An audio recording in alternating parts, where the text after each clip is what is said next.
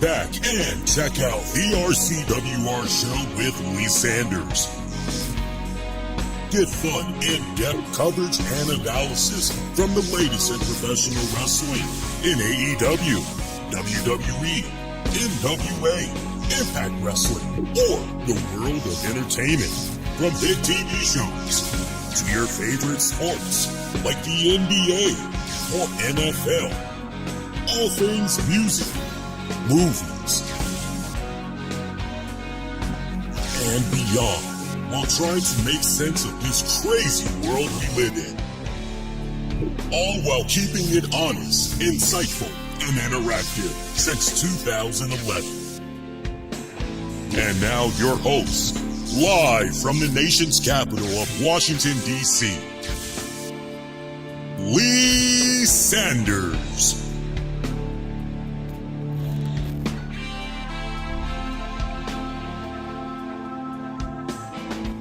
Hey, everybody, what's going on? Lee Sanders with you guys for this Monday night of January 12th, 2026. What is going on?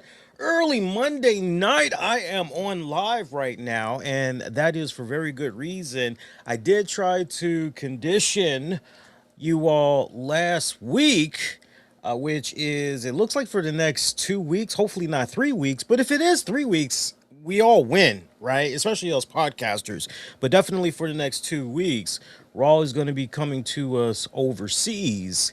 And that means they'll be starting early. Now, some of you guys, that's not going to work out too good because you're either going to be maybe dealing with work, or maybe you're going to be in the midst of running some very important errands, some doctor's appointments, whatever the case may be. Raw this week came to us from Dusseldorf, Germany. So it had a special time here in the United States of 2 p.m. Eastern. And then basically, what's that? 1:12, looks like 11 a.m. on Pacific. So some weird times that's going on there. But, yo, I love it. I personally don't mind it because I now have more flexibility in my schedule, being I'm a student and I work part-time. So I can just adjust on the fly when I need to. You feel me? So it's all good. We're definitely going to talk about tonight's WWE Raw. I also want to talk about some of the recent call-ups that are now official to the main show brands in Raw and SmackDown. I also want to dedicate a little bit of time particularly to talking about Obafemi. And I mean, it's not a shocking exit that he made from NXT. I did watch New Year's Evil, seeing how all that had played out.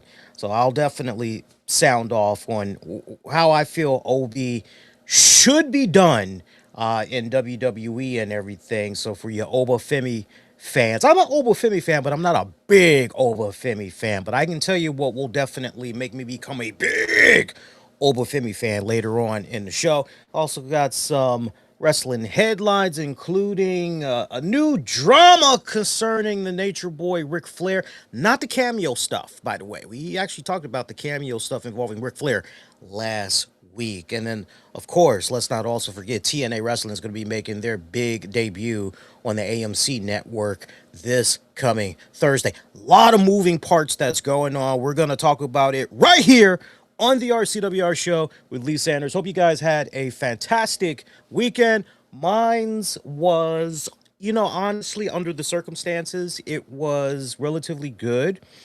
I say relatively good because I had some in-laws that came in from out of town, and they wanted to spend some time with us, mainly because my mother-in-law, she had lost her long-term partner, her boyfriend of at least 30 years due to prostate cancer.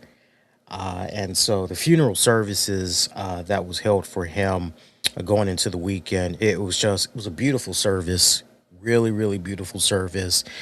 And it was nice to, experience the in-laws coming in town and and everything. But at the same time, I just felt so out of place for me personally because it was just kind of trying to find my pacing, my footing, and at the same time doing my best to not be a bad house guest and everything. But when it was all said and done, I kind of didn't want them to leave because I ended up enjoying their company so very much. And so now it's kind of one of those renewed, well, you get the opportunity to travel a little bit more, definitely come up our way. And it's kind of one of those, yeah, for sure. But other than the services, it was just relatively a low, quiet weekend. I'm still just chipping away, trying to make sure I got everything that I need for the upcoming spring semester. So, interesting weather that we've had over here in the nation's capital as well. I think it was, I believe, Saturday. It was either Friday or Saturday. It almost got as high as 62 degrees. And me and my in-laws, we were talking about it because they're from North Carolina, and so they were like, "You guys got some weird roller coaster weather that's going on here." I said, "Yeah, tell me about it." And like they literally did tell me about it. They're like, "Well, okay, so today it's like 62 degrees." I'm like, mm-hmm. It's like tomorrow it's gonna be like 30 something. I'm like, "Yeah." And then Sunday it's gonna be like, mm-hmm, that's right. They're like, "Wait, what's going on?" I'm like, you got me. I'm like, but that's why a lot of people are getting sick. Like, yeah, tell me about it. Speaking of sick, it was happening, nothing alarming. I don't want you guys being freaked out, but I've been force feeding myself the past several days. I don't know. For those of you that's like, was it because of the funeral service? Like, no, nothing of that magnitude. But I haven't had an appetite since I would say Monday, maybe Tuesday at the latest of last week. So I've been forcing myself to eat, but when I have been eating, like I haven't had a taste for anything. It's just I'm putting a lot of protein in my body. That's basically what I've been doing. So you know those little pepperoni, mozzarella cheese wrapper things. I can't think of the name of the company, but it starts with a P, as in Paul. It's in a white packaging, red text. All you get is a mozzarella stick, basically, and there's pepperoni wrapped around it. And they usually give you about maybe six, seven, eight pieces of those. So I've been nibbling on a little bit of that, maybe some Chex Mix. I didn't really have anything of true substance until yesterday when I made myself a ham sandwich. This was hours after Tams was like, "Can I make you a boiled egg?" You think a boiled egg would maybe do the trick? I said, "I don't know." And so my mother in law, she was kind of, I could tell the look on her face. She's like, given what happened with her boyfriend, she's like, "So what the hell is going on with you?" And I told her, well, here's what's up. Because I threw red flags when we all didn't go out to have dinner night before they in-laws left for town. And so they're kind of looking at me like, what the hell is going, like, he put this place over. He's not eating any food. And I told her what was going on, and wifey was like, the only time he acts like this is when he's had some type of a viral code going on. It's like your voice has been coming in and out. Maybe it's a viral code thing going on. I said, yeah, that's probably it. But yeah, it's weird what's going on. But yeah, I had as far as real food substance, I had a boiled egg yesterday, had a ham cheese sandwich, and that couple of little pepperoni cheese wraps, and that pretty much was it. So no full course meals just yet. I don't know if it's a viral code thing. Hopefully it is. I'm knocking on wood. But I'm staying hydrated. I've been drinking plenty of water, all that good stuff. So I don't know. It's probably a viral cold thing. Let me know what's going on with you guys, because I'm very curious if you all kind of get the same symptoms that I am having, and if you're experiencing, yes, it's really nothing. Lasts a few days, but like no signs of diarrhea or no vomiting, no weird blood, like nothing. Just no real appetite, which is insane. But other than that, everything's been pretty good. I'll tell you what was also kind of good. This edition of WWE Raw, although I still am not feeling as though I am in the WrestleMania season. Two things can be said. That's true. So, on the one hand, you see the heavy advertising that's going on for this upcoming WrestleMania Las Vegas, right?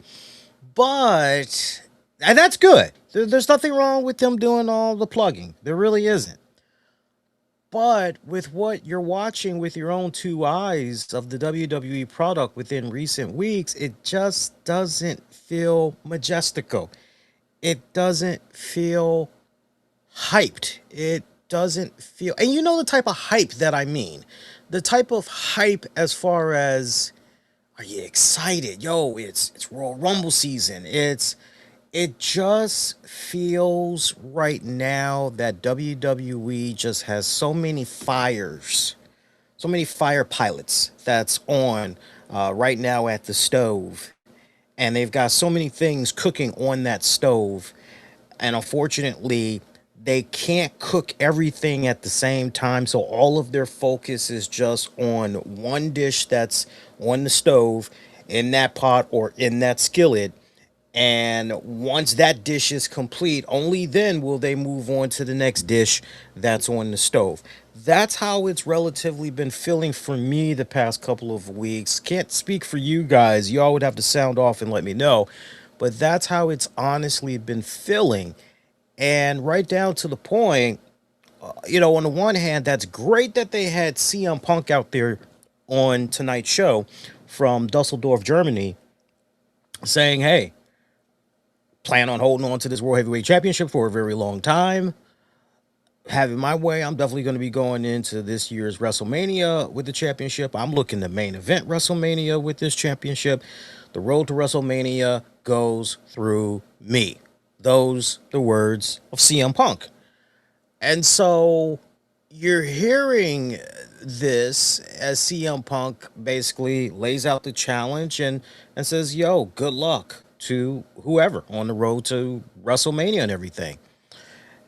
And you're like, okay, well, that's WrestleMania, but what about the Royal Rumble? How about the Royal Rumble and everything? Like, can we get a little taste of maybe who potentially might be the final four we're going to be seeing, right? Can we see some hype building up towards the Royal Rumble? And I mean, look, at this point, it's January 12th, 2026, at least at the time of this recording right now. And the Royal Rumble is not for another 2 weeks, basically 2 weeks, 5 days, being a little technical there, right? But it's a little bit 2.5 weeks away, right? But you still don't have that definitive, okay, so what all can we expect? What all is going to be going down? Like we know we're going to get the men's Royal Rumble. That's a no-brainer. We know we're going to get the women's Royal Rumble. That's a no-brainer too. But what about the two other matches or possibly three other matches that's going to be sandwiched in there so that we have at least 5, maybe 6 matches? How's that card going to be looking overall? We still don't, at the time right now of this show, know definitively how the outlook of that is going on. And it just kind of comes off the optics that WWE isn't even really sure where they're going to be heading in regards to the Royal Rumble. All they know is they got to get ready to do another show out there in Riyadh, Saudi Arabia, right? But one thing that was a nice bright spot was seeing Finn Bálor come out and get into the face of CM Punk and reminding him, yo, my name was those that you mentioned some weeks back of people you wanted to face. So, yo, here I am. I'm calling my shot. I ain't thinking about WrestleMania. I ain't thinking about the Royal Rumble. I'm thinking about right here, right now. What's up? And I love that CM Punk. I gotta say, I personally love a babyface CM Punk. I love a babyface CM Punk that kind of feels like his back is up against the wall and he's got to go out there and prove himself now more than ever, especially in 2026.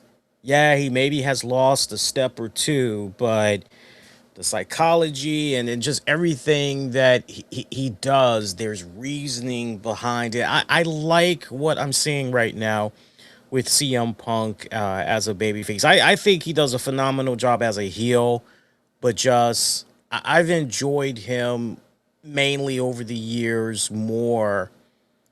And this may be a little biased, I don't know, but I just personally enjoy him more as a babyface. And so I love him being on the offense here with Finn Balor and basically saying, you know what? You are absolutely right. I did say you were somebody I wanted to face. I also named other people, but it's not about them right now. Hey, that's great that you want to come up here. You want to call your shot, but oh, and I love how Punk took Balor to task, bringing up which Balor is showing up here because he's been noticing the Balor that's been hanging out backstage during those many Judgment Day segments, wondering, yo, you just kicking back playing video games and all that, but like, where's the Finn Balor of old? Where's the Finn Balor from New Japan Pro Wrestling and a few other promotions, right? Where's that early version of Finn Balor? I was waiting for Punk to say, "Where's Demon Balor?" Because Lord knows I miss me some Demon Balor. And in case you guys maybe missed it, I know in an earlier interview, felt like about maybe a year to 2 years ago almost, Balor did say the demon is not totally dead, that under the right circumstances the demon can and will return. It just has to be under the right story arc and all that. So it's nice to know that he hasn't forgotten about the demon. But Punk basically telling Balor, yo, I need for the right Balor to show up here because with what I've been seeing as of late, not interested in that guy. And I even love the little dig that he did there where he mentioned Balor's basically been holding and polishing Liv Morgan's balls, pretty much letting it be known Liv is the one that's pretty much calling the shots in Judgment Day and all that. And kind of to Punk's point earlier in the night, we saw Liv Morgan. Remember when we were last here on Monday's show? I had questioned why we did not see Finn Balor and others kind of rally behind Raquel and Liv and Roxanne when they had some of these opportunities, and Finn Balor was pretty much nowhere to be found and all that. And right down to the point, just go back and check out last Monday's show, available for on demand or wherever you get your podcasts, wherever you listen to your podcasts. I basically said, yo, this is like some weird, as far as fine attention to storyline detailing, like you got to connect those dots there, right? Because if we can see this clear as day and you're not going back and tightening that up, it's a wasted opportunity pretty much. So it was nice seeing WWE kind of give a nod to what we've been seeing and how Balor has essentially been not lacking, right? He's been lacking, basically, not lacking, lacking is the word I want as far as, being that leader, leading in that rally cry, that gun ho and everything. Man up, right?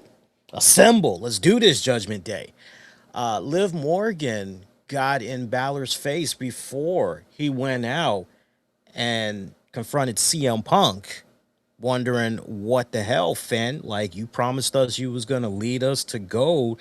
All you doing is kicking back playing video games. Like, the time for games is over. Basically, man up, dude. So Finn Balor taking that to heart. Punk was ready to throw down right then and there, ready to put on his wrestling gear, have this match go down with Balor. Balor, on the contrary, saying, no, no, no, no, no, no, no, no. We see how things play out with you, home turf advantage and all that other good stuff. And I'm like, but this isn't home turf here tonight as far as Dusseldorf, Germany.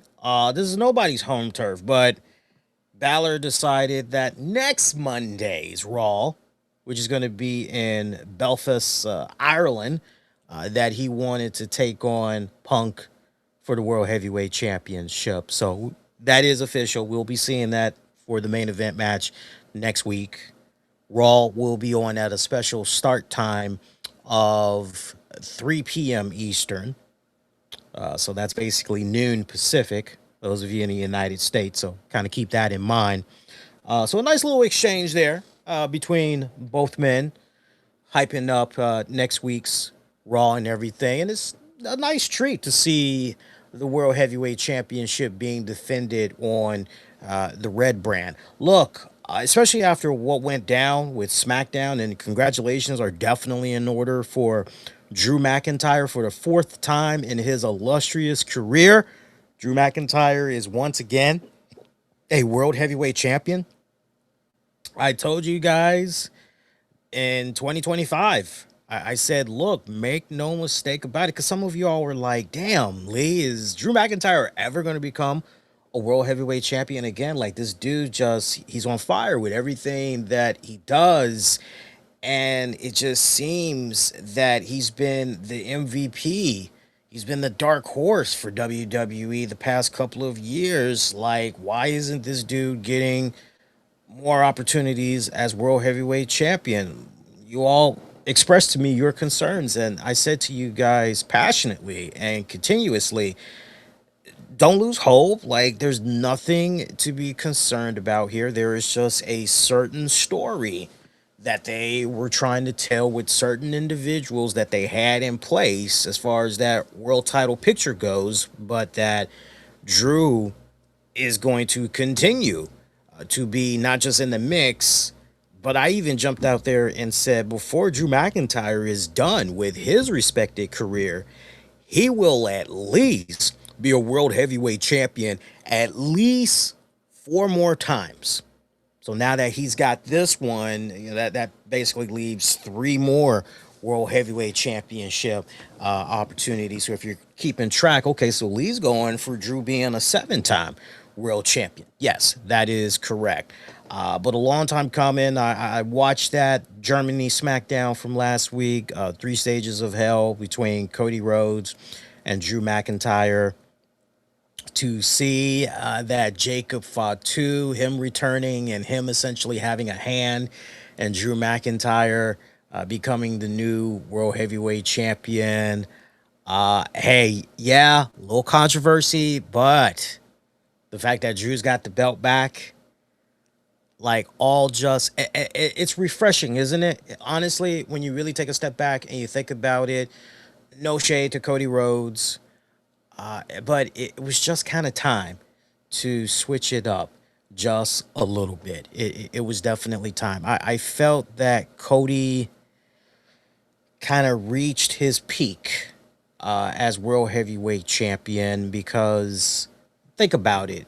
If Cody would have got past Drew, then it's one of those, what's next? Are we going to rinse and repeat with Randy Orton yet again? Like, is that where we're going with this? Now, some may say, well, what about Cody and Damian? Like, there's something interesting. Or, hey, if you really want to build up somebody, how about Cody and Aleister Black? Like, that would be really, really, and I don't know if the WWE creative even entertained those ideas, to be perfectly honest with you. I don't know, but we can fantasy book all we want, but when we look at the current arcs for just some of those names that we went over, unfortunately, none of them was in a steady hand, white hot hand. Everything they touch is good. Their social media game on top of that is on point as well. Like, Drew has been the constant, steady hand. And so for him to have the trigger be pulled on yet again, I'm really, really excited for the guy. And look, I could just continue to sing the praises of Drew McIntyre more and more and more. But as far as if I see this being a case for Drew where he's just going to be a 1 title defense champion, I'm not seeing that at all. I will say it here on this show, on this night right now, which is Drew McIntyre will go into this year's WrestleMania defending his championship and successfully coming out retaining his championship. I will call that right now. It is safe to say Drew likely is not going to be dropping that title, because I'm just looking at both respected champions for what I feel going into WrestleMania. I'm looking at McIntyre and I'm looking at Punk. I don't see Drew losing his title at WrestleMania. I think it's going to be a case where I tell you what, I'll even jump out there even further. I would be shocked if McIntyre lost the championship at WrestleMania. I really, really would. Because at this point, I'm going, nah, you know what? If Drew's going to lose the championship, let him lose it close to SummerSlam, if not at SummerSlam. Punk, on the other hand, I don't even see him losing the championship come WrestleMania. I don't. That sounds surprising, right? So I'm going for 2, right? But I don't see Punk even losing at WrestleMania. Sound off. Let me know what you guys are thinking as far as we on the right brainwave, or if you kind of pivoting in another direction there. Rhea Ripley, Io Sky.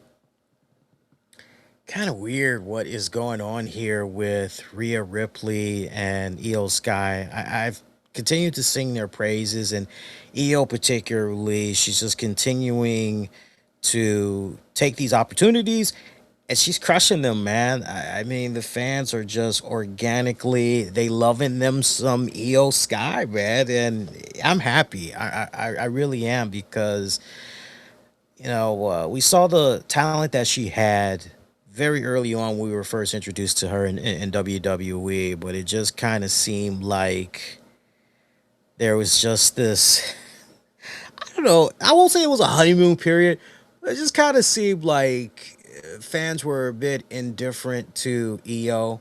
They definitely were high on the Asuka, but very indifferent to Io. And Io, just the work that she's been putting in the past 2 years specifically, I'm proud. I'm proud of her and her work and everything.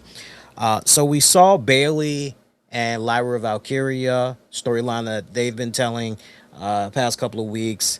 They feel as though they're being disrespected, and what's the other words that I'm looking for besides disrespected? Overlooked is another word, as a legitimate tag team. And so they were making their argument to the tag team champions there in Io and Rhea that, yo, we should be considered as the next contenders for your championships. We also saw Roxanne, Perez, and Liv Morgan come out making the same claim as well. This pretty much set up later in the night a triple threat tag team match where the number one contenders would come out. Whoever won this would become number one contenders and face Rhea, Io at Saturday night's main event. Team that won, none other than Bayley and Lyra Valkyria. So you know what? I am actually no. Correction. It was actually Liv Morgan and Roxanne Perez. Apologies for that. Yeah, I remember now. I was rooting for Lyra and Bayley, but yeah, sadly, it didn't go down like that. A lot of stuff that was going on here with this match. Honestly, for me, Morgan and Perez makes a lot of sense. I think they were the best choice to go with and everything. But at the same time, it really just feels like there is just this level of uncertainty with Bayley and Lyra. It's really weird, isn't it? Because you look at the weeks of storytelling that was told consecutively with the Bayley personality segments, and then Bayley's interactions with Lyra. Lyra eventually figuring out, yo, I know how to now work Bayley and use this woman to my advantage. And then it just seemed like the writing and everything, the character developments, these respected arcs, it just, all right, we're going to leave it alone now. And so now it just kind of feels like, to what I just said a few seconds ago, it feels like they're in limbo, basically. And I don't know how I feel about that. I feel concerned. I think I feel concerned. And I know there's definitely a decent amount of you guys that kind of feel a little bit concerned as well, especially that now that Lyra is starting to really develop as an on-screen character and everything, right? And I've been very consistent in my critique of Lyra here on this show for many, many months. And that is, in a nutshell, not to beat the horse to death, the in-ring ability, it's there. It's just the on-screen character leaves nothing to be desired because lack of interactions with the crowd during her entrance, during her matches, lack of character behind the scenes, and when she's talking on the microphone. I mean, she has made leaps and bounds of improvement where now, as a fan, I no longer cringe when I see that she's talking either backstage or she's saying a little something on the microphone. But I am legit concerned about Lyra and Bayley's future because I would have thought that it would have made a lot of sense to toss these girls the bone and the opportunity to go into Saturday night's main event and take on Rhea and Lyra. But no, we're going with Roxanne and Liv Morgan instead. And that is really close to call, isn't it? Because Liv and Roxanne could ultimately, I wouldn't be surprised. I would not be surprised, but they legit could come out of that joint as the new women's tag team champions. They really could. And just think about that for a second because, man, wouldn't that be something? You're just looking at what's happening with Finn Bálor and everything, assuming that Finn Bálor doesn't seize the opportunity next week. How about that if what happens at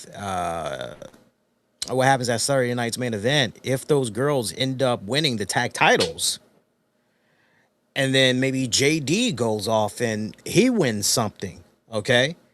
Dom Mysterio, we know he's kind of recuperating and everything, but what about, what if he eventually comes back and, to his credit, he kind of does a little something and represents the Judgment Day in his own way and ultimately helping the stable get some gold.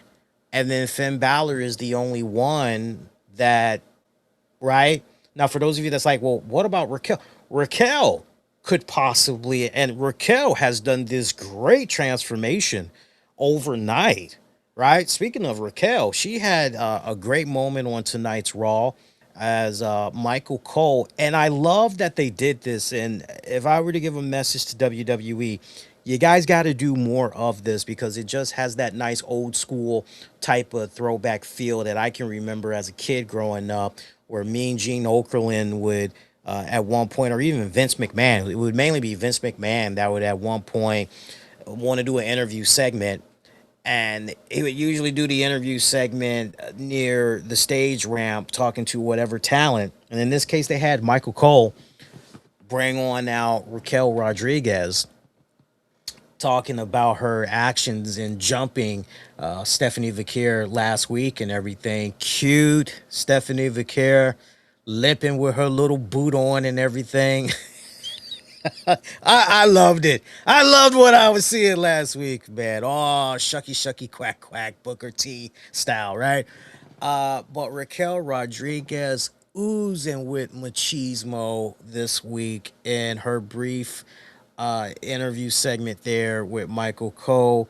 She was bringing the bravado, She pretty much was like, "Yeah, you saw what I did to Stephanie Vicaire last week. You saw how I put a mud hole all up on that ass. You definitely are looking at the next women's champion. Stephanie Vicaire ain't a damn thing she gonna be able to do about it, right? This made Stephanie Vicaire pretty much come out. She still got her little boot on and everything. She was trying to come out there while the officials came out, trying to make sure that the two girls were separated and everything. Now the question becomes: are we going to see these two lock up? I don't think next week, because first of all, it wasn't advertised.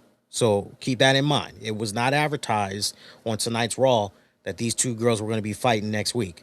As far as when I think they're going to be locking it up, I'm thinking about Saturday night's main event.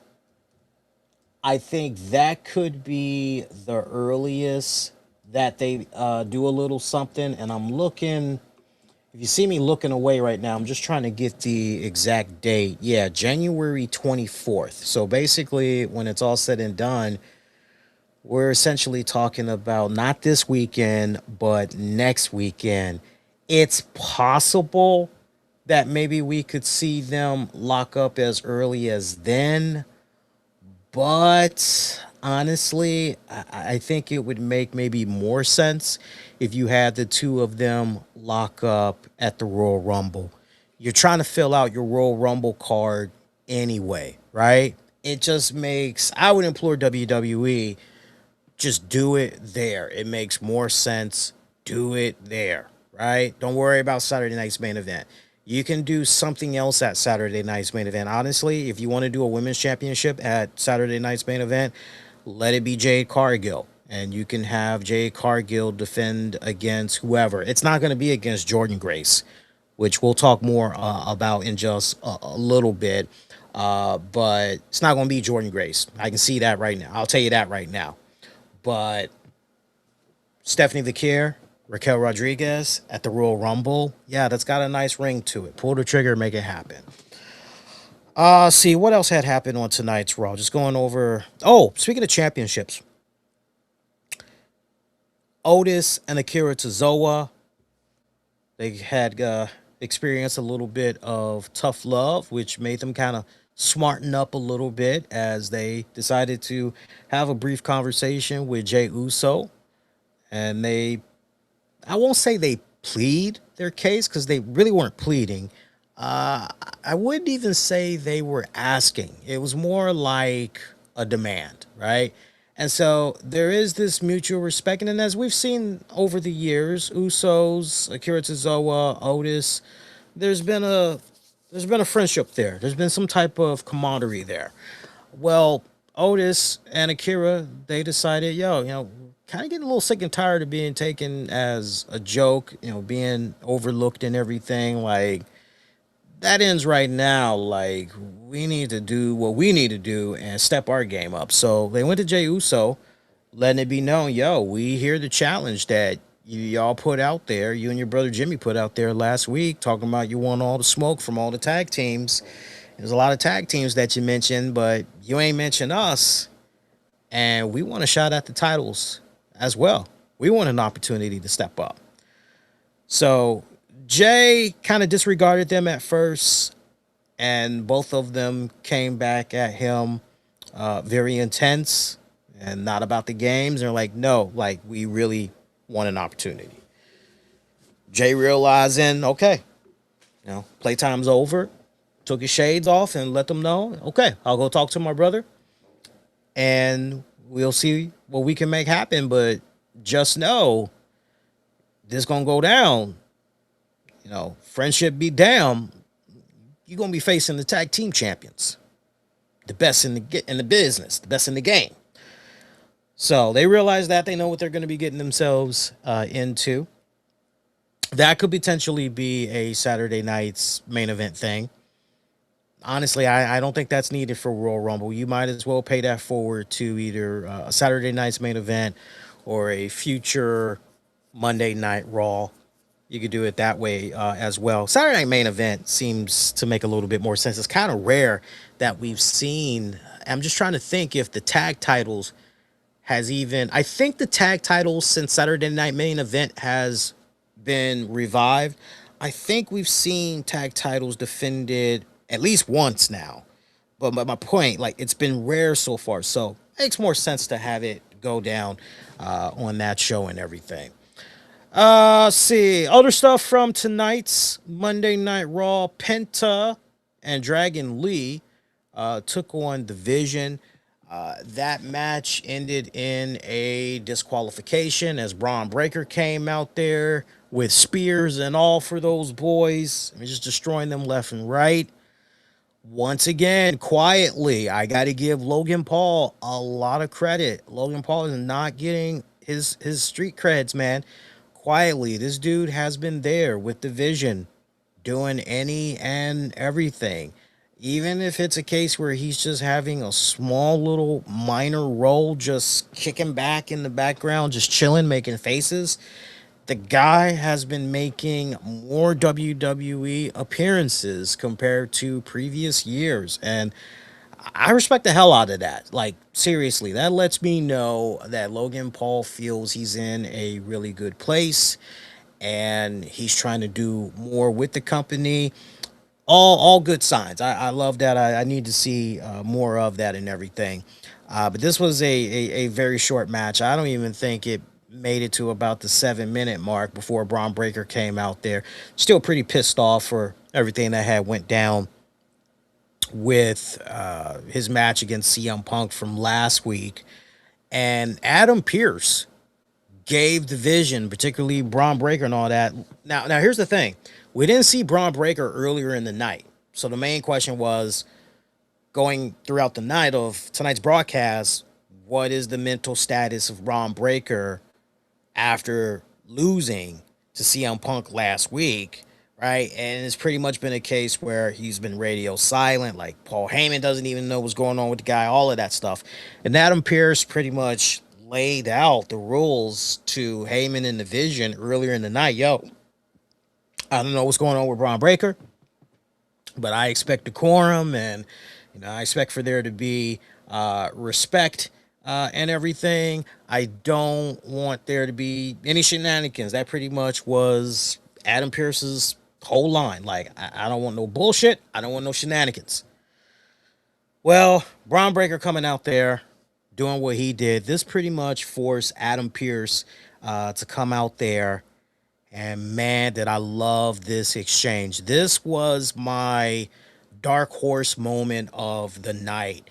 And it goes back to something that I've said only a handful of times in 2025, but I definitely want to emphasize this first time in 2026, which is, of all the general managers, and I've seen my fair share, we all, like, those of us that's been watching the WWE product for years upon years upon years upon years upon years, we have seen our fair share of general managers. I have seen my fair share of general managers.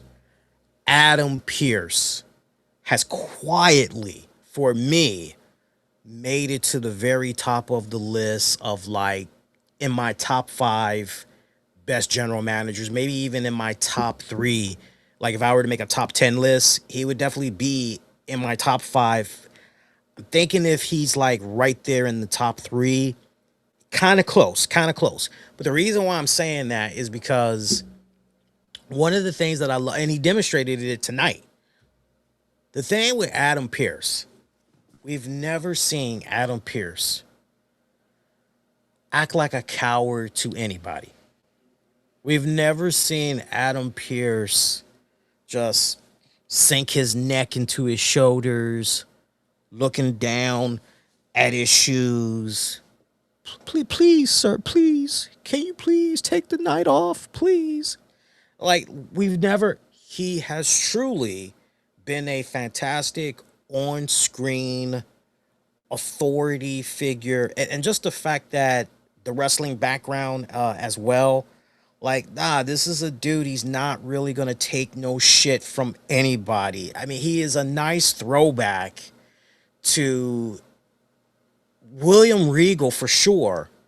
But I would also say the late great Gorilla Monsoon, because Gorilla, Gorilla had that same, Gorilla could just come into that bad boy at like, man, in those older years, like if Gorilla got physical or somebody got physical with Gorilla, as a fan, you was like, oh shit, it don't hit the fan now. Somebody put their hands on Gorilla Monsoon. It's kind of one of those type of deals. Uh, but this was, ooh. So Adam Pearce comes out there.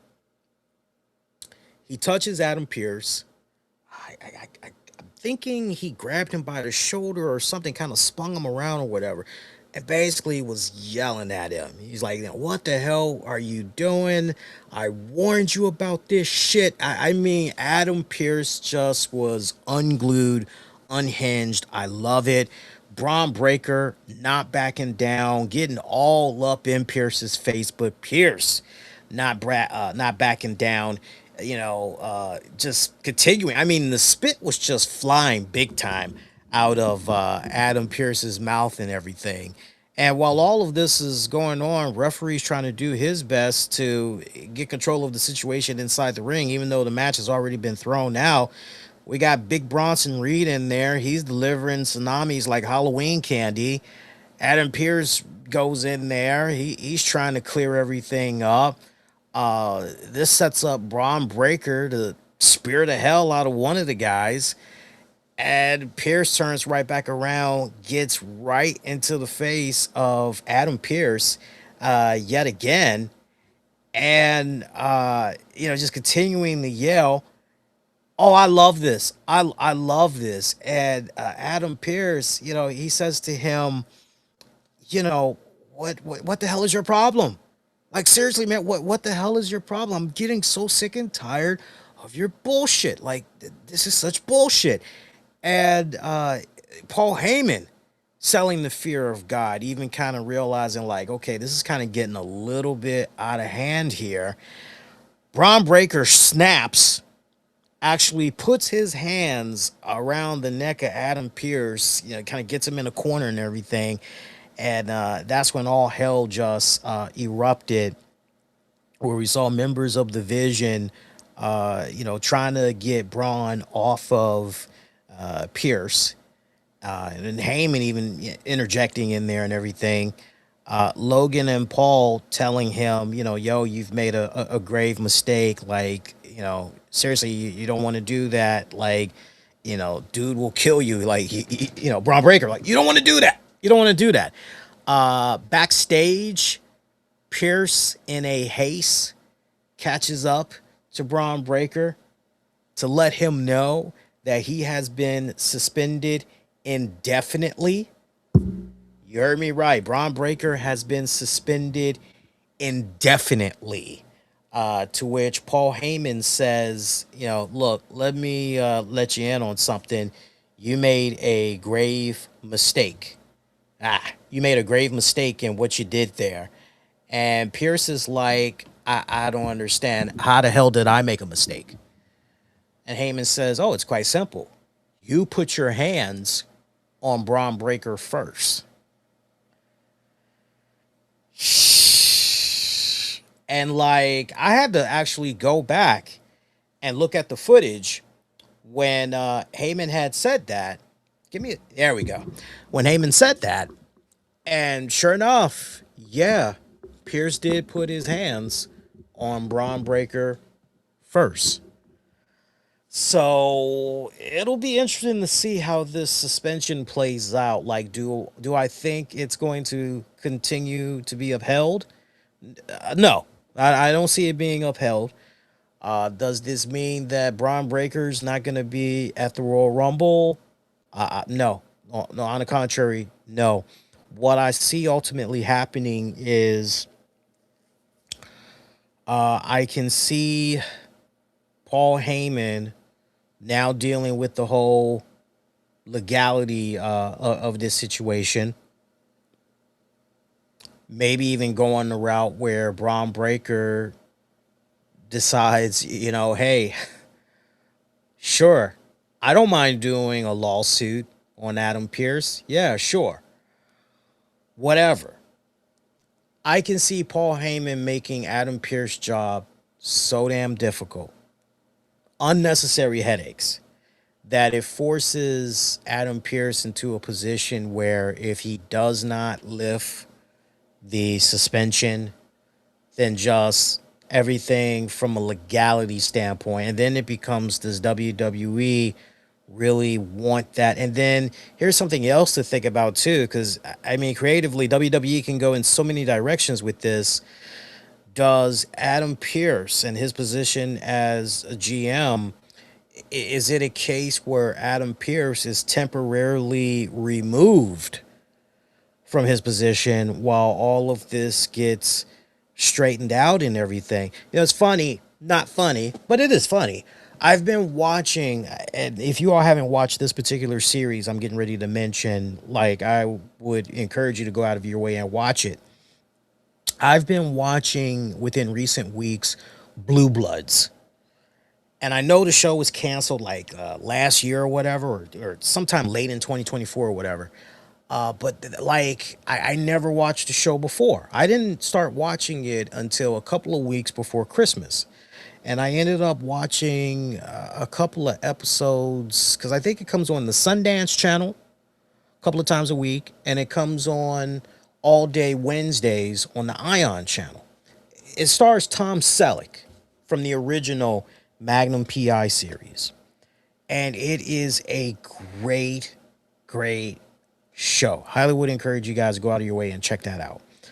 How that loops back to the whole legality thing with Adam Pearce and all of that. So Tom Selleck's character, Frank Reagan, he is the police commissioner, you know, in New York City and everything. So like, he oversees like all the freaking police precincts. Like, everybody's got to answer to him. If he wants somebody gone, like, it's gonna happen. Okay. And so I remember there was a particular episode where something went down with his son, one of his sons, I should say. And long story short, Frank Reagan had no choice but to step in and have his son be relieved of duties until this particular issue was taken care of, right? Till it rectified itself and everything. So it'll be interesting to see if like that's what ultimately happens.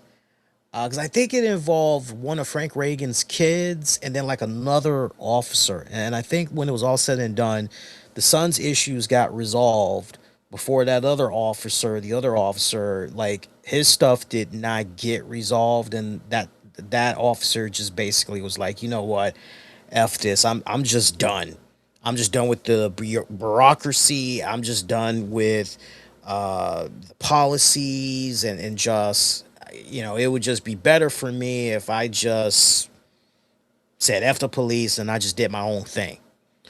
So WWE is in a very interesting position here because I know for like guys like me and a few others that grew up on the in-ring work of Adam Pearce, we know that Adam Pearce can still go.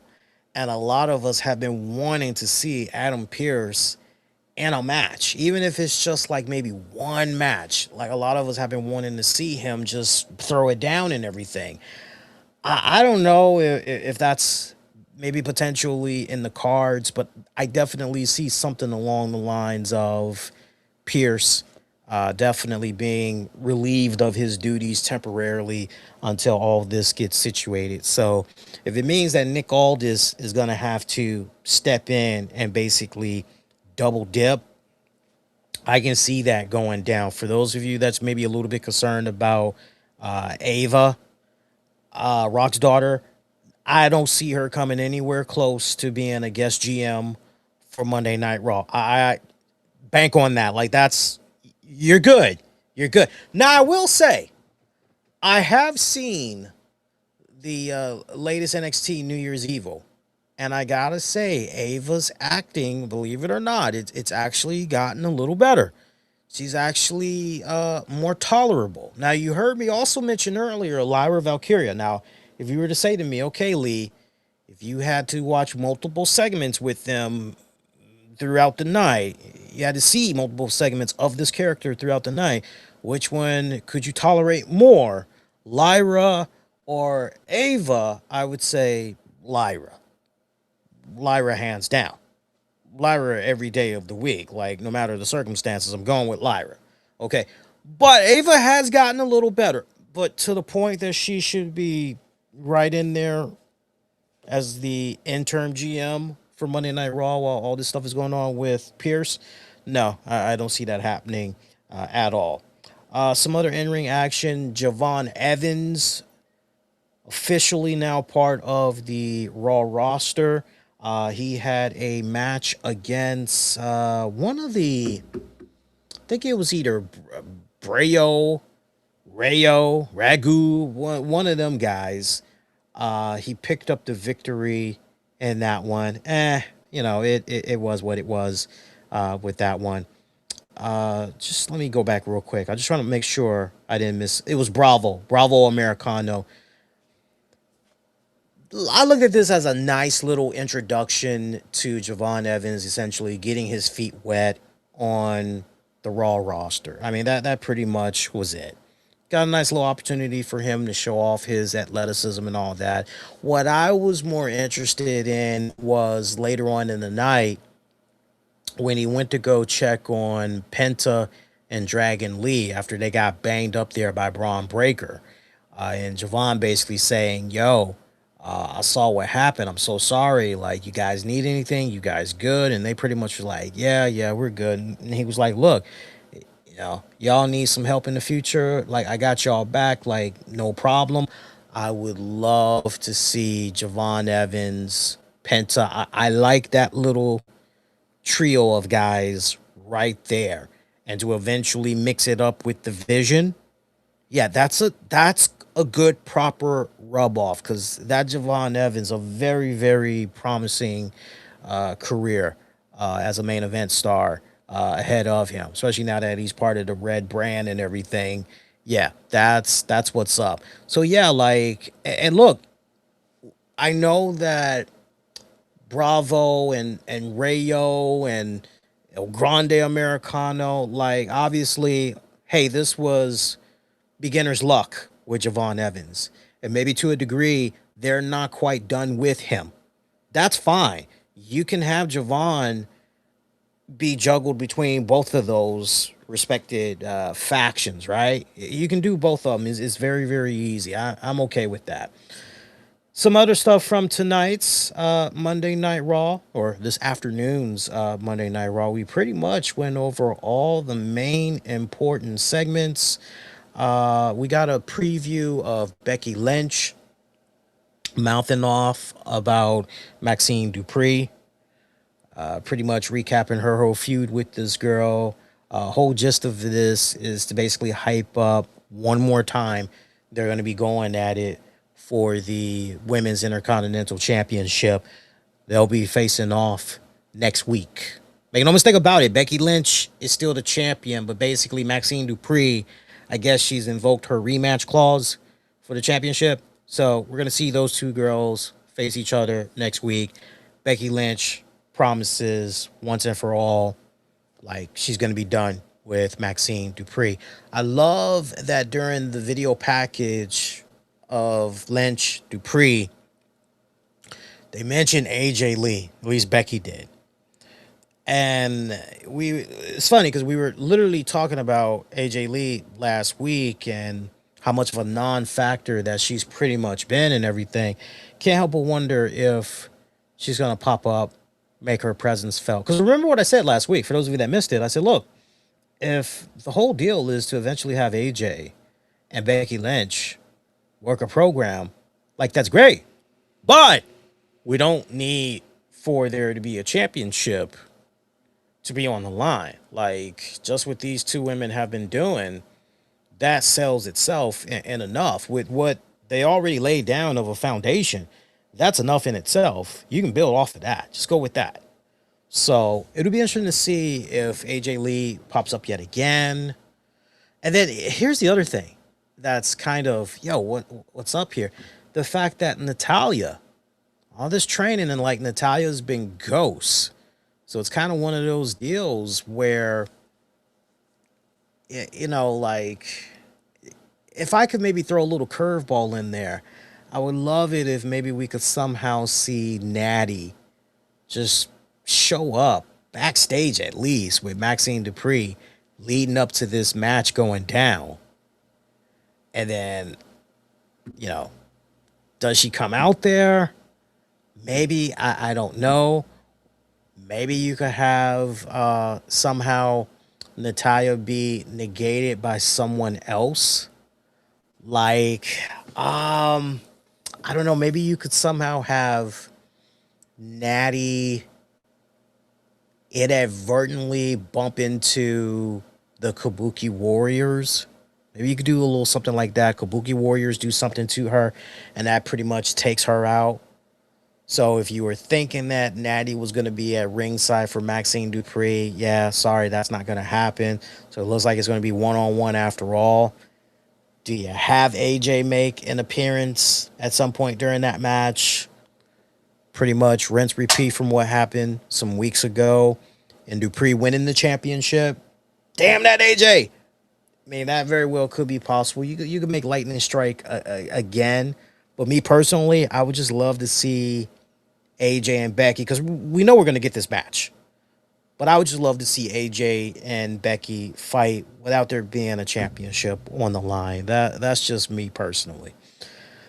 See, I think we only got one more match to talk about when it's all said and done, and that's AJ Styles versus Gunther. That was our main event match of the night. A little bit of controversy in this main event match too, by the way. Final moments of this one, we saw AJ Styles going for the calf crusher, and had a pretty good hold on that bad boy too. And it looked as though Gunther tapped out. Matter of fact, Gunther did tap out. Only problem with that is the referee, from his vantage point, didn't see when Gunther tapped out. AJ sure as hell felt it. He felt Gunther tapping on AJ Styles' thigh and let go of the hold and was celebrating. And referee's like, I didn't see no tap out. Like, the match is still ongoing. What the hell's wrong with you? AJ mouthing off at the ref. No, he tapped out. AJ Styles went into this match promising that he was going to make Gunther tap out. Well, he did that, but it wasn't officially logged in.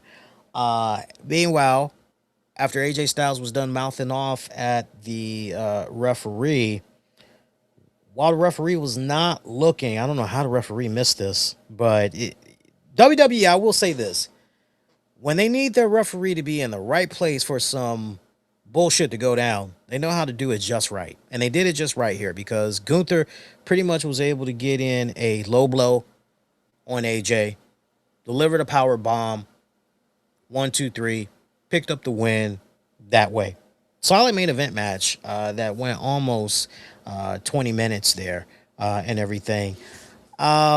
Obviously, they are setting up a rematch. Like, there's no doubt about that. And then here's the thing.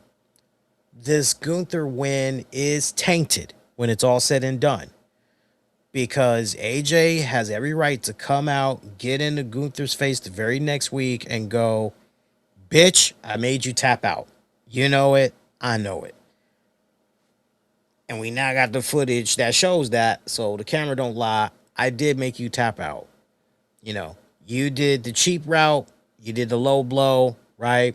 So definitely Gunther cheating to win.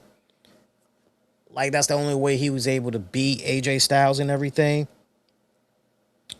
AJ Styles only has but so much time left in the ring.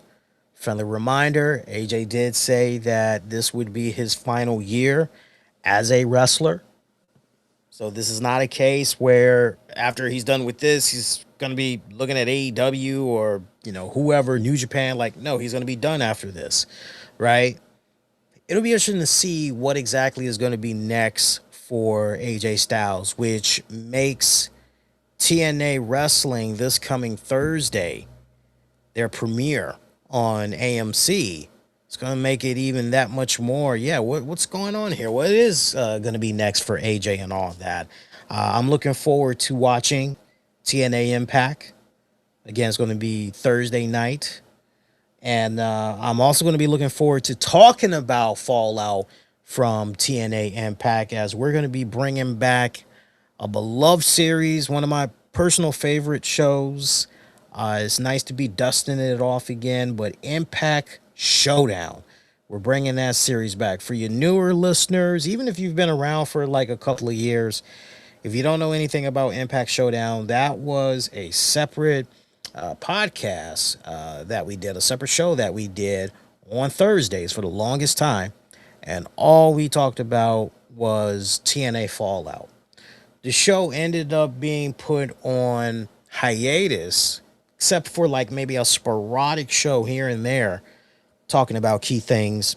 But it ended up being pretty much put on hiatus because it was challenging to watch new episodes when they were bouncing around on so many networks, and the accessibility to those networks did not have, right? So to now be in a position where you get to watch new episodes on AMC, who doesn't have AMC through their respective cord cutting provider, cable, satellite TV provider? Like, so many households have AMC, so it's going to be awesome to watch that. So mark your calendar down for this Thursday, January 15th, 2026.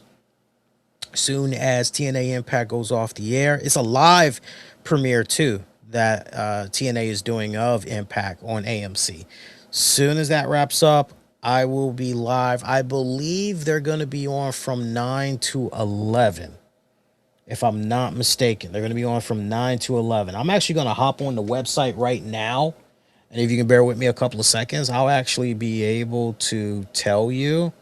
Yeah, they'll be live from Dallas, Texas. And I am seeing the start time, 9 p.m. Eastern. It'll be from 9 to 11. We will come on. We will do our thing. Now, here's the thing that I also love about Impact Wrestling.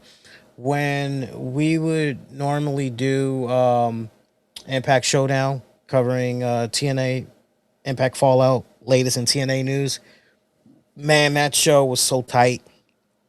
We'd be in and out. In and out. I mean, we would do like about 45 minutes to an hour max. Maybe an hour and 10 worst case scenarios, but like we'd be in and out.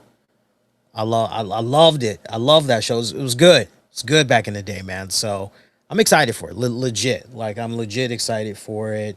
And yeah, TNA's been doing a lot of good things, man. I've quietly been keeping tabs on them off and on in recent years. So like what I'm seeing with them and everything. So that was WWE Raw in a nutshell when it was all said and done. I mean, as far as this particular episode goes, not really heavy on the wrestling this week. Seemed like more focus was put on Raw, on next week's Raw, and hyping that up. You know, hey, we're gonna be in Belfast, Ireland, and I mean, that's good and everything. But it just kind of feels like WWE as a whole, barely the mention for Royal Rumble, barely the build for Royal Rumble, barely the build for next weekend, Saturday night's main event. It goes back to what I was saying at the very top. You've got all these different things cooking on top of the stove, WWE, and rather than cook everything at the same time, giving it the same level of attention and everything, they're just so one-track minded right now. And when you operate that way, you're going to be hurting in many more areas, unfortunately. So did poll you guys asking, what did you think about Monday's WWE Raw? This was an exclusive poll that was put out over on Twitter at the RCWR Show, X, Twitter, the RCWR Show. See how you guys have voted over there. Early voting right now, I am seeing a tie at 29%. Half of you said it was a thumbs up show. Other half of you said it was a thumbs down show.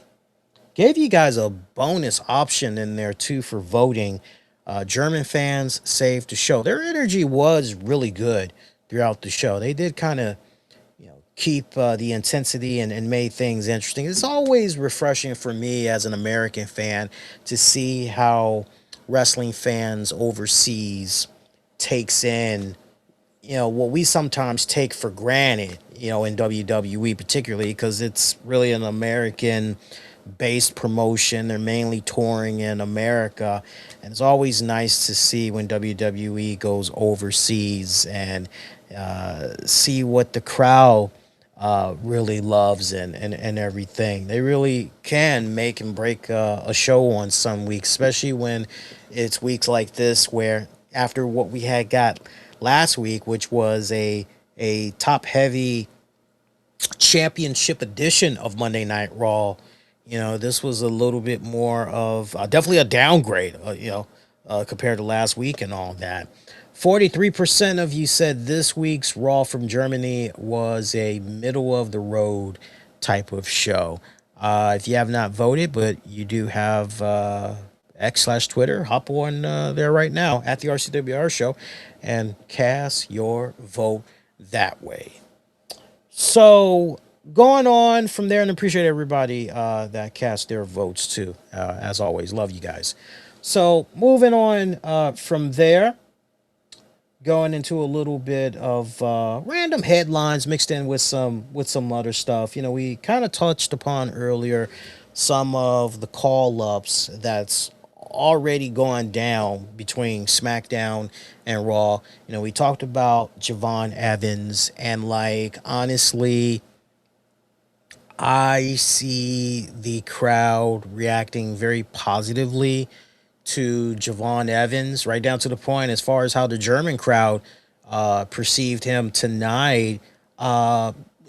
Decent reactions, that he got tonight. It wasn't a case where it was crickets, so that's a damn good thing.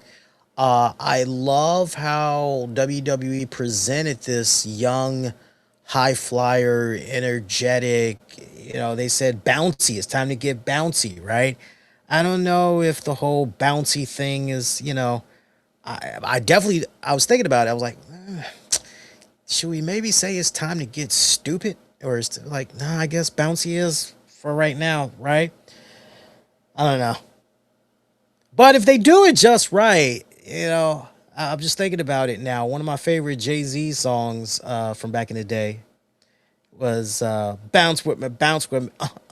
Can you bounce with me, bounce with me? Right? Oh, I love that song.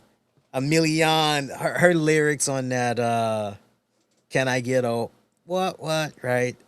Her lyrics on that joint was tight as I don't know what.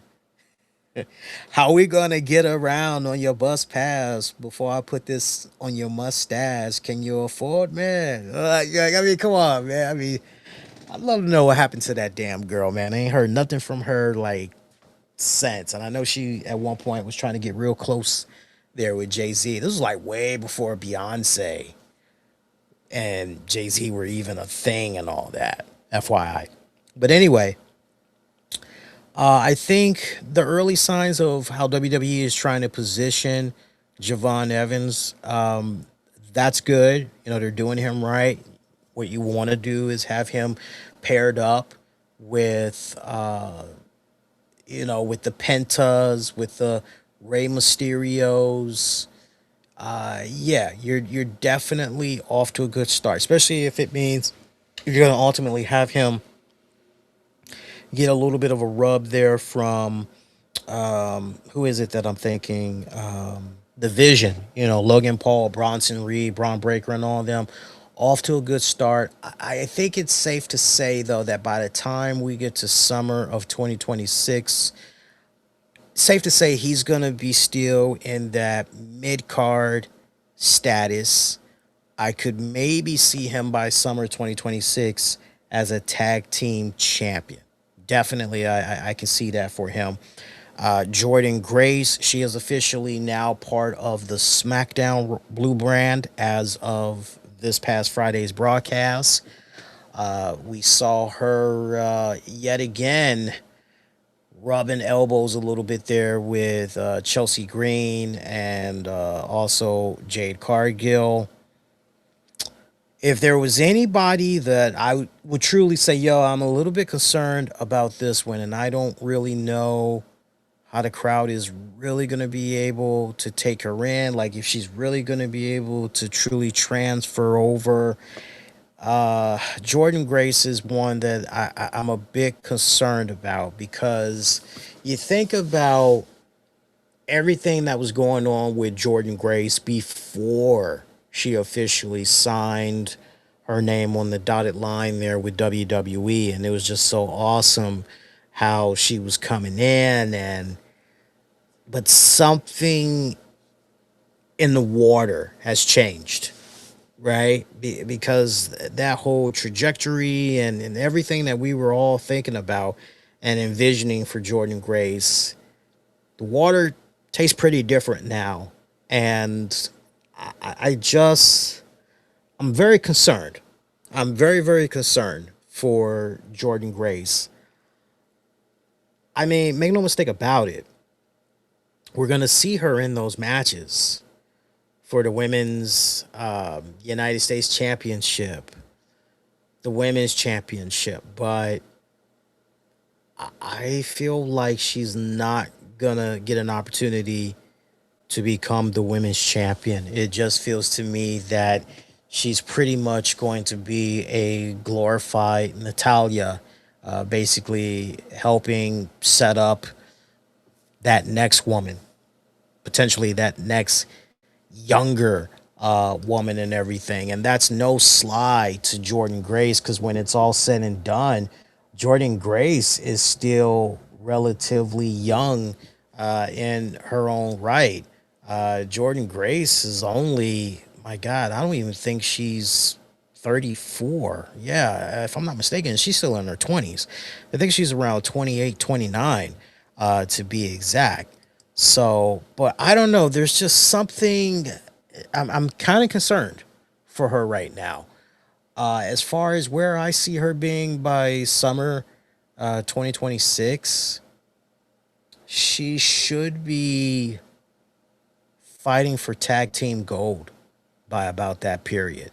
If she's not already a tag team champion, she should be fighting for tag team gold by then. And then, of course, there was another call up that we had. I'm just trying to think who else got the call up.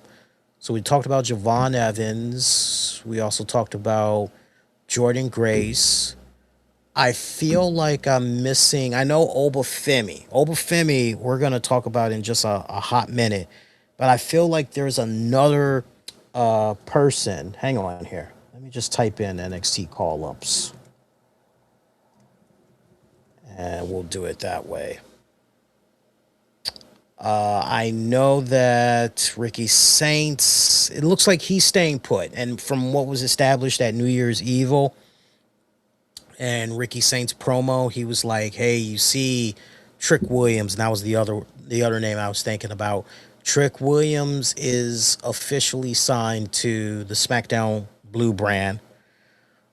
Trick Williams is off to a really great start. As a matter of fact, they announced on SmackDown that there is going to be a tournament. And with this tournament, basically, whoever wins will be the person that's going to face now Drew McIntyre, the WWE champion. They will be facing him. Now, what I can't remember is, are they going to be facing him at the Royal Rumble, or are they going to be facing him at Saturday night's main event? Let me actually, because I can tell you the participants right now with this tournament that's going to be happening here. Let's see here. Where is that tournament? Where is that tournament? Maybe it is. Hang on, guys. Give me a second here. Let's see. I'll just say SmackDown tournament. I'm trying to see if I can find this for you guys here. I know I'm not. Yep, here it is. Here it is. I found it. Okay. Because there were a couple of matches that was announced as well. Yeah, Nick Aldis said a new challenger would need to be determined for the future. And to that effect, 4 qualifying matches will take place on next week's show in London, England. The winners of those matches will go on to the final 4-way at Saturday night's main event on January 24th. And the winner of that bout will challenge for the title at the Royal Rumble on January 31st. So right now we got 4 qualifying matches that's been confirmed so far. We got Randy Orton, who's going to be taking on The Miz. Second matchup, Matt Cardona will take on Trick Williams. Third match, Damian Priest will face Solo Sikoa, and Sami Zayn will face Dragunov. So Dragunov will be facing Zayn for the first time since the former dethroned the latter for the United States Championship. So the way I'm looking at this right now, just looking at these names, I mean, Randy Orton, I got him over Miz. Cardona and Trick Williams, I would hate to pick against Trick Williams. I really would. But I'm going with Trick Williams. Damian Priest and Solo Sikoa. Boy, that numbers game. You know what? You know what? Damn. Damian just might go over. Because I know the Wyatt Six, they've continued to have that feud in there with the MFTs. So I'm going to say Damian Priest should come out of that one. Sami Zayn and Dragunov. I'm going to go with... Oof. I'm going to go with Sami Zayn. So... we now know the 4 guys I'm thinking of. Out of those 4 guys, I think your winner is going to end up being...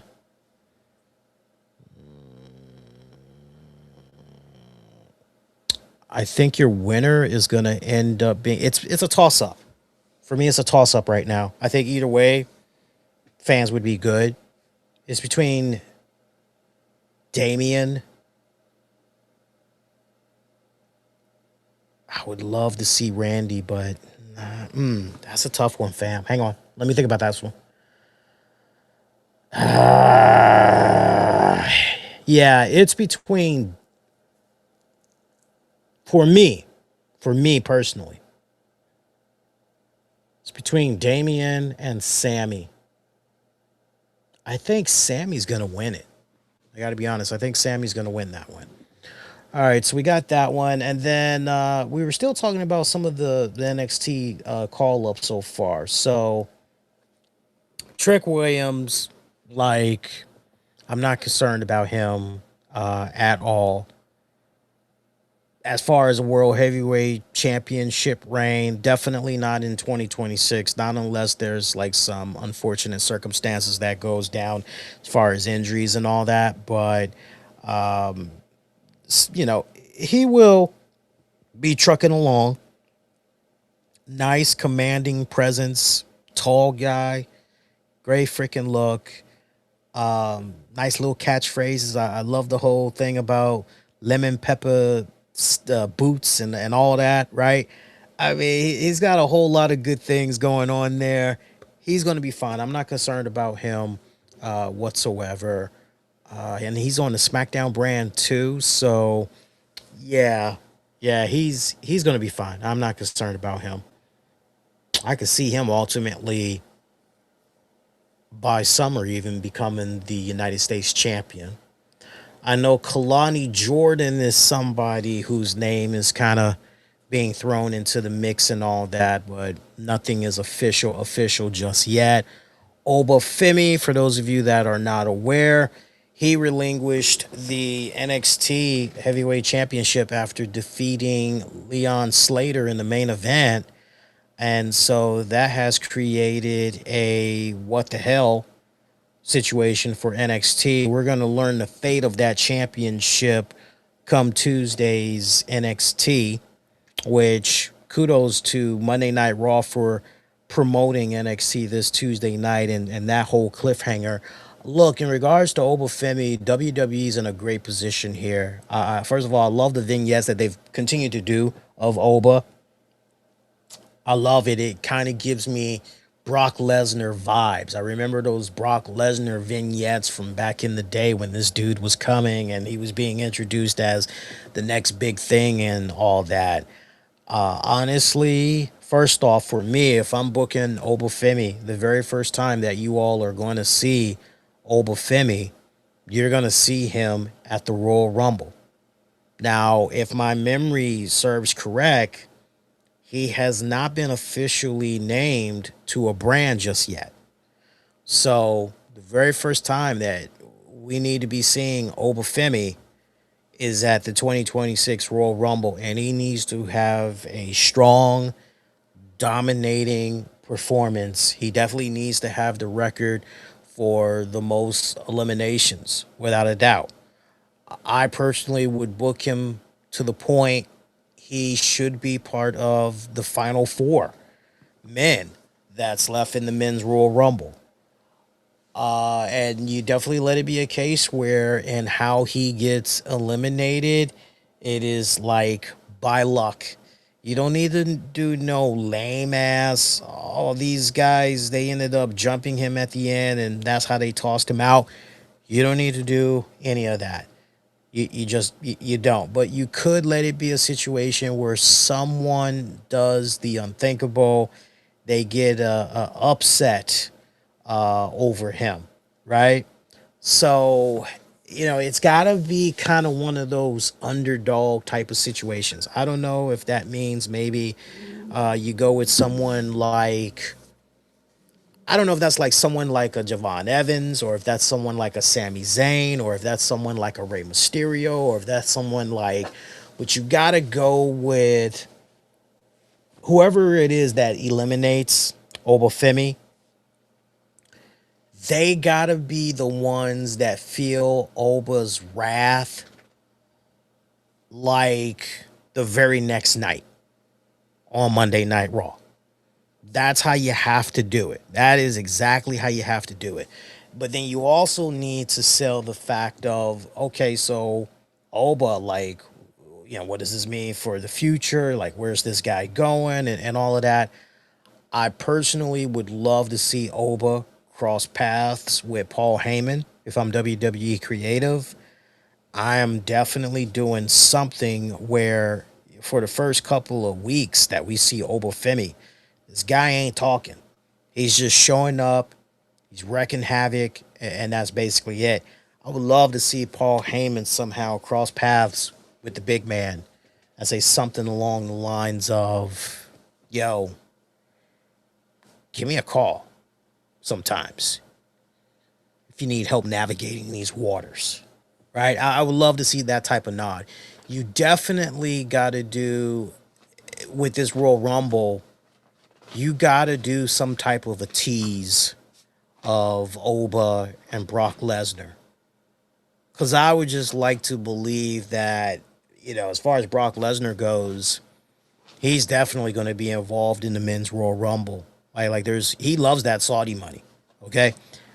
I would like to believe he's going to be involved in the Rumble, and as a result of that, without a doubt, Oba, Lesnar, there definitely needs to be some type of a, that's a WTF moment right there, right?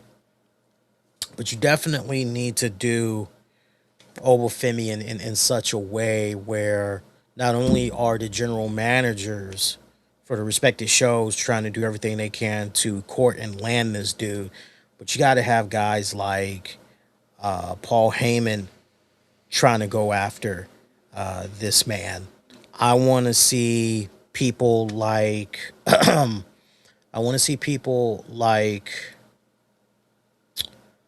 I'm drawing a blank on her name right now. She's over on SmackDown. Kiana James. I know she's representing Julia right now. Well, what if Kiana's trying to like expand her portfolio of clients and everything, right? I want to see people like Kiana James try to step up and be like, yo, here's what's up and everything. Like, give me a holler. Need to see stuff like that. But I think when it's all said and done, Obafemi, as far as like where he's gonna land and all that, oh man,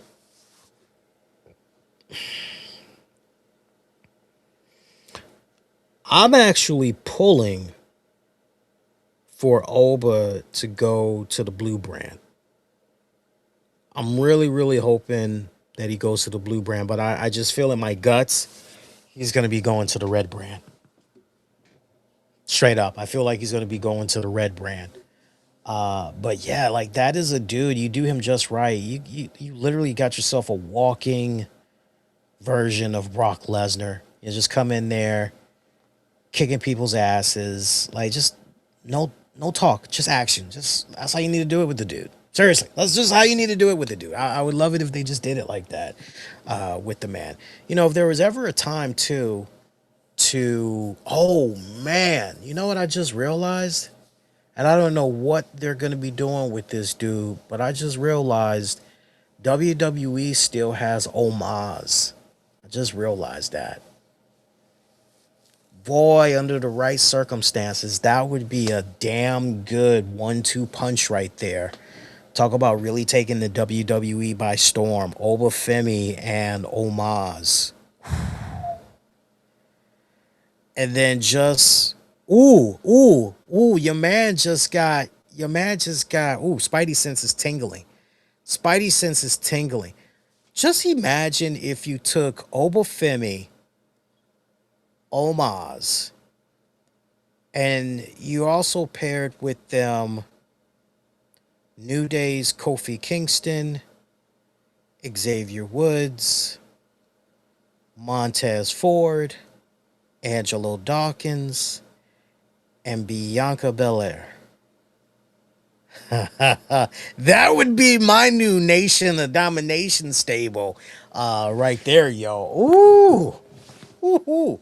Oh, you doing some good juicy shit right there. Speaking of Street Profits, saw this report by Dave Meltzer that's floating around. Apparently, there's word that there's no telling when the Street Profits are supposed to be returning to WWE television. Apparently, these guys haven't been seen since October of last year.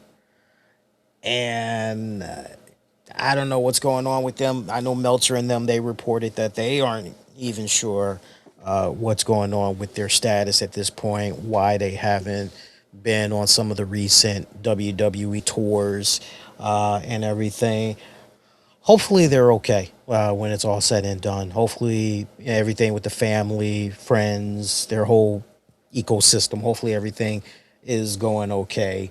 And it's just a matter of, a little bit of personal time off, take care of some personal affairs, but hopefully they'll be back a lot, a lot sooner rather than later, especially now that WrestleMania season is pretty much upon us and everything. I want to bring to you all's attention. I had saw this over the weekend. I was just going down a fun little rabbit hole, and the next thing I know, it was on YouTube. I was going down this fun little rabbit hole, and the next thing I know, I somehow came across the franchise Shane Douglas. And shout out to the franchise Shane Douglas. I love me some franchise Shane Douglas. I've always been a fan of his. Been a fan of his since I was a teenager, watching ECW, the first rodeo, and all that. And I was just, I love this dude. I was a big fan of his and everything. Still am to this very day. He is one guy I have heard from fellow friends and colleagues that have done wrestling conventions, meet and greets, and all that. Your money is so well spent with Shane Douglas. he really takes his time out to talk with you, not at you. Okay, he's like literally having conversations. You know, it can go wherever you want it to go, but he really takes his time out, especially like if you happen to be somebody that's trying to do something in the business, whether it's acting as a valet, a manager, or you're trying to do like production stuff behind the scenes. You know, he will talk to you and tell you everything that you need to know, how you get your feet wet, and all of that stuff.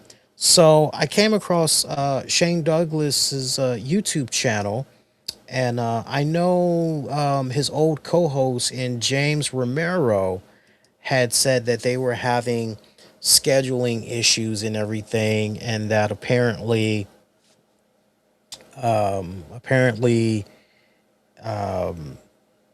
you know, Shane basically he couldn't do the day and times that James was trying to set some stuff up. And, you know, when it was all said and done, you know, Shane wanted to continue on with the YouTube channel, but it got to a point where he was trying to start a new YouTube channel.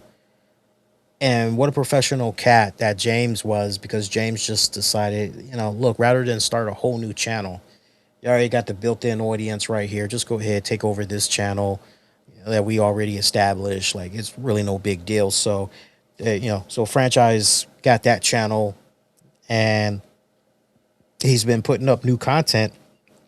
Looks like a couple of times a week and everything. I was not aware of this, but apparently, and again, this is coming from Shane Douglas, so he was able to not only talk to the fans, because the way he described it, the fans were like, hey, did you hear what happened with Ric Flair? No, this isn't the cameo stuff, by the way.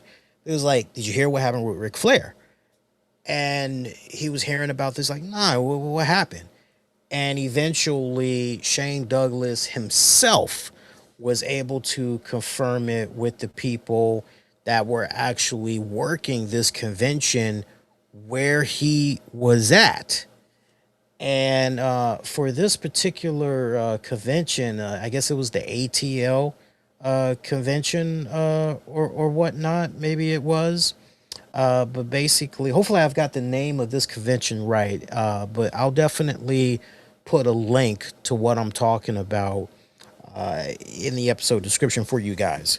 But Shane Douglas, you know, had said that for Sting's retirement tour that he's been on for meet and greets, last time you'll be able to see Sting in the face paint, all that other stuff, because pretty much he was going to be retiring it after that.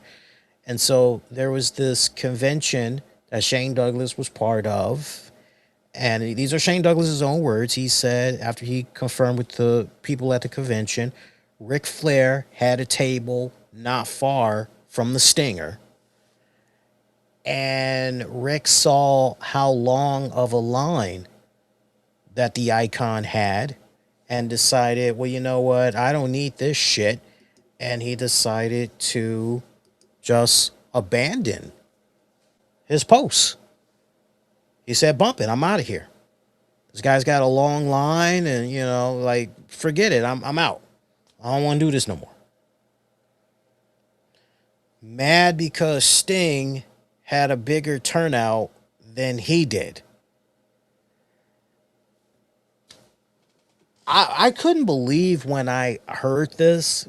I literally had to sit up in my recliner when I was hearing Shane Douglas talk about this.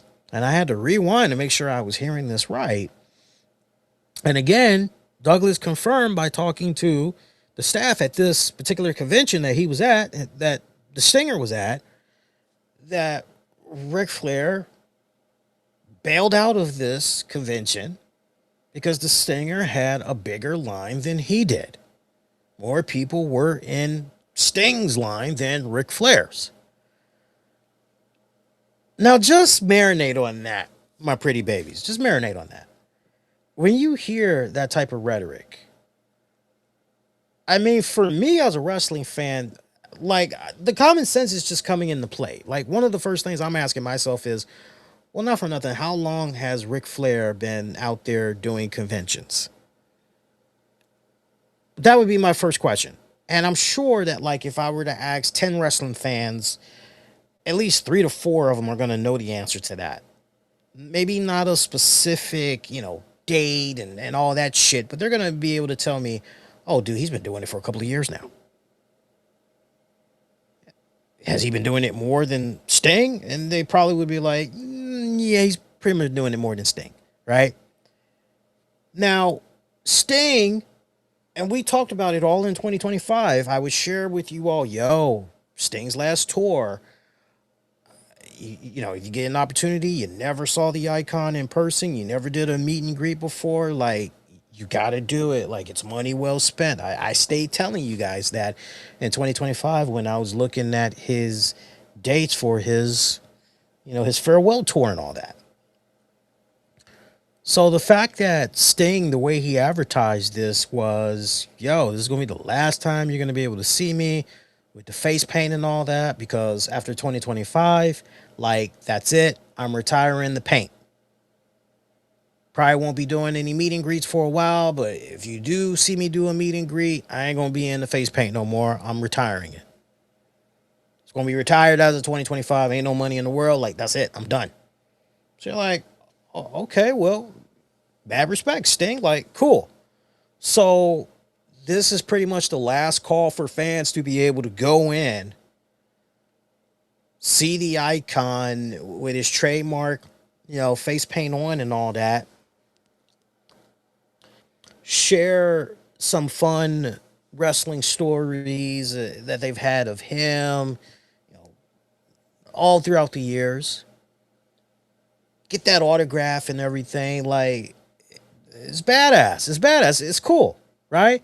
Yeah, he might have total white hair now. He might have a nice wizard white beard and everything, but it's still the icon. It's still Sting. It's still money well spent. Okay?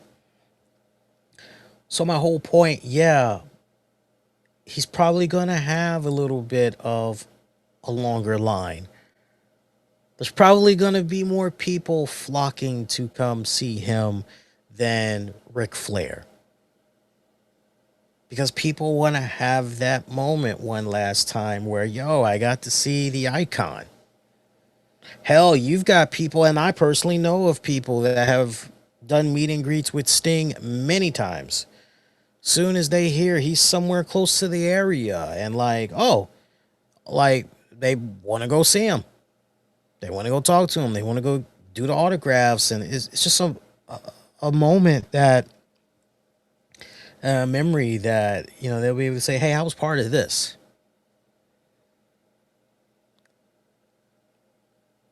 For Ric Flair, assuming this is all true and everything,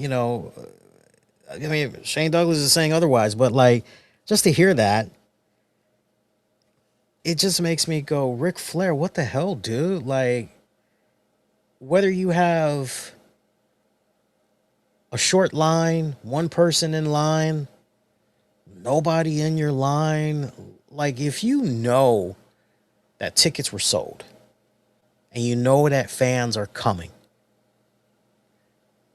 you got to go. You got to stay for that respected block of time. And if you're that pressed about, oh man, this dude's got a longer line, blah this, blah that, if you're being all that pressed and everything, then guess what? Here's how you counter that. You counter that by essentially going, all right, let me talk to my PR team. Hang on, guys. I got to let my girls out because they're about to hear mommy come into the house and they're going to be barking like banshees in a few seconds. So let me just put this down real quick so they can do what they need to do. Actually, you know what? I'm going to wait purposely for a couple of more seconds because I can see that the wifey is trying to bring in our trash can. So hang on here. I'll give you guys just a couple of more seconds to talk, and hopefully she can just bring the trash can in and shut the door behind her. Because these girls, you got to watch these girls. They love, as soon as they hear that front door open, they've gotten a little bit more friskier, and I think it's because they can smell some of the other dogs that's been in our neighborhood kind of walking close to our home. I have the funniest ring doorbell footage that you'll ever see. I'll probably share it sometime this week online. But there's these two dogs. I remember them when they were pups a couple of months ago. And I actually remember petting them, and they tried to follow me to my home because I was talking with the owner about his pets and all of that. And true story, like a couple of days ago, I get this ring notification, and it tells me that there's two dogs at my front door, and I'm like, huh? And I'm thinking, damn, did the girls get out? Did somebody let them out? And so I pull up the ring camera, and there's literally two dogs that I watch come within the camera view, and they immediately come right up to my front door. There's like two steps, and just side by side together, they come right up to the door. And then I can hear the owner pretty much calling them back, and they turn around and they both go, they go to where the owner is and everything, and they're out of sight again. And it was the funniest thing, and I showed it to the wifey, and I said, apparently, I think the girls, they're sent. It's out there. I think they've got some friends in the neighborhood. She had the funniest laugh. She was like, "Yeah, I think you're on to something there." I said, "Yeah, it's gotta be, because I don't know how else you explain it, right?" But this was the funniest thing. They were like on no leashes, nothing, just side by side. It was almost kind of like, "Hey, let's go see if they can come out and play." It was kind of one of those type of deals. All right, hang on. Let me open this door here, and then we can talk more about what I was getting ready to mention. I got you. Calm down. Calm down. I know. I know. I know. Here. Go ahead. Go ahead. All right. All right. Okay. So the last thing that we were talking about just now, the Ric Flair thing. Yeah, I mean, that's just wrong to do your fans like that, man. Like, seriously. When you hear that type of bullshit, like, you know, like, you have every right to feel upset, to feel discouraged, and like, I get that. I really do. But there's a professional way to do it.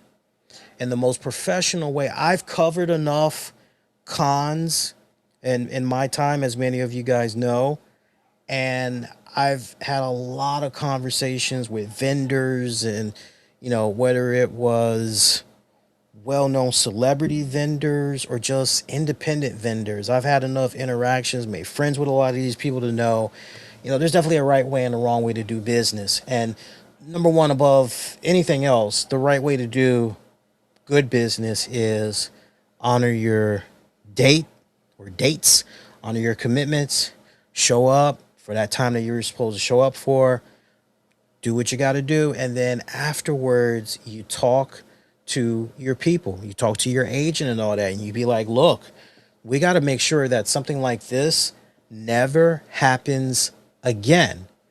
It doesn't make sense for me to be booked on this same date, this same convention with this person who's in the middle of this tour, and it's their final farewell tour. That's going to be taking more money potentially from out of my pocket, and that's not really good for me. Like, we can't really have that. And then to let it be a situation where my table is essentially right next to theirs. Like, it'd be one thing if you had me on the north side and they were on the south side, or I was on the east side and they were on the west side, or both of our teams, we come together and we do this collaborative thing where, we're able to, do a type of deal where we combine forces and we're able to offer fans a photo op of the two of us, or a double autograph for this one item, and some shit like that. But like, that's how you're supposed to think strategically, especially if you're all about that mighty dollar and all of that, right? The more and more that I hear this type of stuff, with Ric Flair and all that, it just makes me shake my head in disbelief and just go, man, this dude just gives two fucks not. Like, he just continues to be shitting on fans, his biggest supporters, and I just don't see how anybody that is willing to spend, be it $100, or when we were talking about some of those cameos from the other week, $600 to $1,000, you name it, how after being treated with the ultimate disrespect and not getting your money's worth, I don't see how anybody, after being burned that first time by Ric Flair, could turn right back around and say, yeah, I'm going to give this guy some more money. Because at that point, let's be honest, at that point, you're just going, please shit in my mouth. That's really it. Something to think about. And I cannot stress it enough. When it comes to meeting certain people, taking advantage of some of these meet and greets, I can't stress it enough. You guys really need to be on top of doing your due diligence and research, and making sure that you really are going to get the best experience humanly possible. Beyond that, the feedback for Ric Flair and his cameos, like, people are continuing to call for this guy to get some Jesus, get some personal help, look into some DDP yoga, something. Look,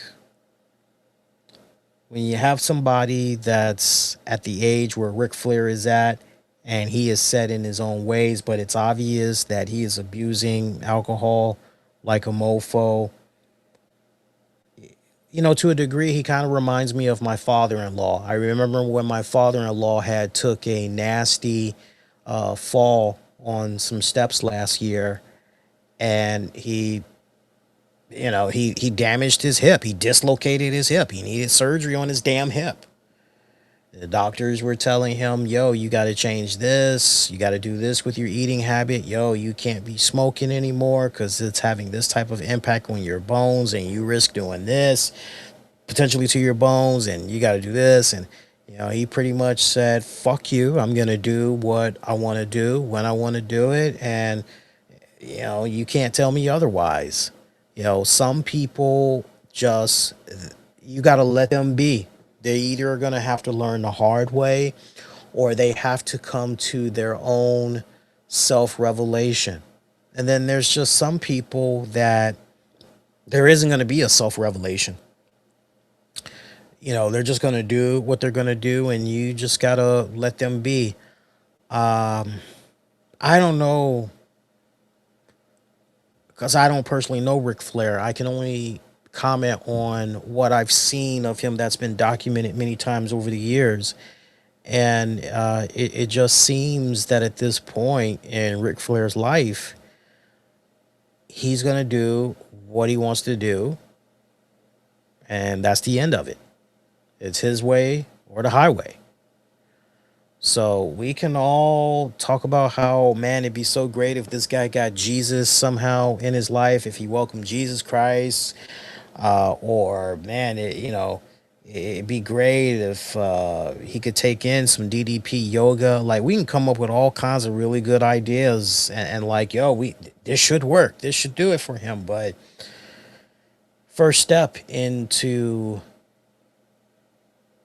I don't want to say recovery because it's a strong word, but I will say the first step to take in improving yourself is to first admit that you've got some problems. Self-accountability, that's where it all starts. Once you accept and you recognize, then everything else becomes pretty much easier, despite the difficult road that lies ahead. Self-acceptance. that's first and key to redemption, right? So, one thing I thought that was kind of interesting was, and I want to mention this real quick, and I want to know if you guys are experiencing the same issue. I tried to watch AEW programming earlier tonight. I called myself going on my YouTube TV, and I wanted to watch this past weekend's Collision and Dynamite. Well, here's the problem. The episodes have a padlock on them, and it's telling me that the only way I can watch it is if I add a HBO Max subscription. And I'm going, what the hell? Now, how's that fair? Because on YouTube TV, I'm recording certain shows like Blue Bloods that I mentioned earlier, Law and Order, whatever. I'm recording all these shows so that when I'm ready, I can sit down, I can watch on my time.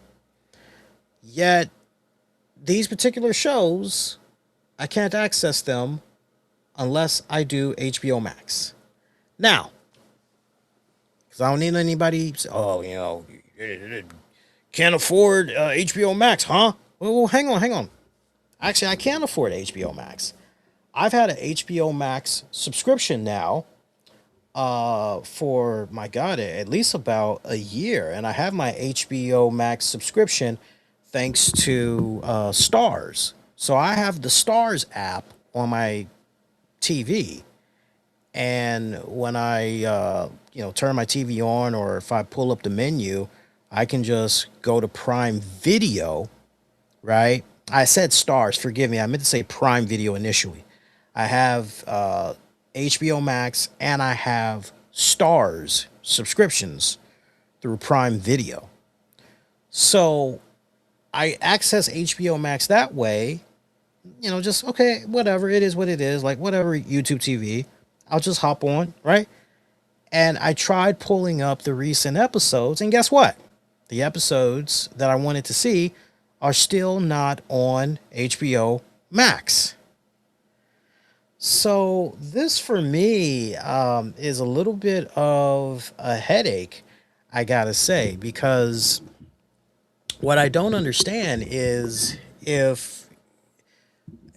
please help this make sense to me and everybody else, y'all, because if you already are paying your whatever for YouTube TV and the ability to record whatever show, whatever movie, and you can pretty much access that for usually 5, 6, 7 years, I don't understand why you're getting this restriction when it comes to AEW programming on TNT and TBS. Like, that makes no sense to me whatsoever. If you are saying, yo, record this, I want you to record all episodes that come on this particular network, you should be able to access those shows. You shouldn't have to pay an additional fee on HBO Max through YouTube TV, for example, just to be able to access those shows.